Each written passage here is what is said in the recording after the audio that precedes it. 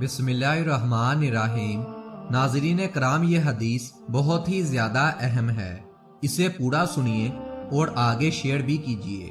حضرت ابو ہریرہ رضی اللہ تعالیٰ عنہ سے روایت ہے کہ نبی کریم صلی اللہ علیہ وآلہ وسلم نے فرمایا کہ 7 تباہ کن گناہوں سے بچو، بحوالہ بخاری اور مسلم۔ لوگوں نے پوچھا وہ کون سے گناہ ہیں؟ آپ صلی اللہ علیہ وآلہ وسلم نے فرمایا، نمبر 1، اللہ کے ساتھ کسی کو شریک کرنا۔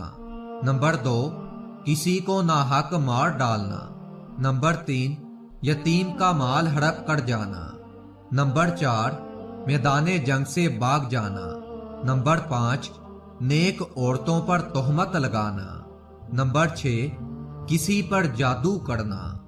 نمبر 7، سود کھانا۔